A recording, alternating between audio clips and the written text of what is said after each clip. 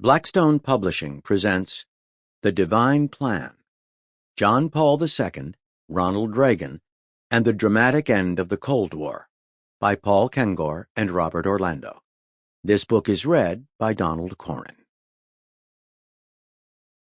I've always believed that this blessed land was set apart in a special way, that some divine plan placed this great continent here between the two oceans, to be found by people from every corner of the earth, people who had a special love for freedom. President Ronald Reagan, January 31st, 1983. The only true freedom, the only freedom that can truly satisfy, is the freedom to do what we ought as human beings created by God according to His plan. Pope John Paul II, September 10th, 1987. Prologue.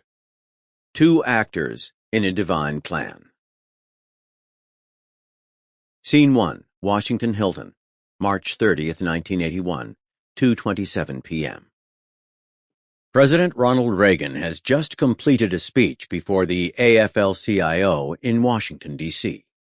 A crowd gathers outside the hotel to catch a glimpse of the president before he climbs into his motorcade. One young man in the crowd, John Hinckley, has other ideas.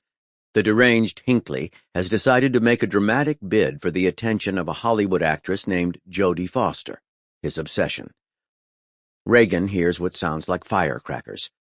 Suddenly, amid screams, Secret Service agent Jerry Parr shoves Reagan into the back seat of the presidential limousine. Parr lands on top of the president. "Jerry, get off," Reagan says. "I think you've broken one of my ribs." But the pain does not come from Parr. It comes instead from a razor-sharp bullet that has sliced near Reagan's heart, a bullet Hinckley had fired from his revolver. At Parr's command, the driver abandons the plan to return to the White House and whisks Reagan to George Washington University Hospital. The president is bleeding severely. Ronald Reagan is in mortal danger. Scene 2, St. Peter's Square, Vatican City, May 13, 1981, the feast day of Our Lady of Fatima, just past 5 p.m.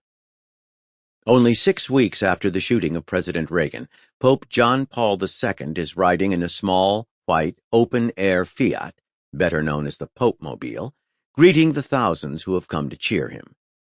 One man in the crowd has been waiting all day for his chance. Mehmet Ali Adza of Turkey carries a Browning 9mm semi-automatic handgun. As the pontiff draws close... Sample complete. Ready to continue?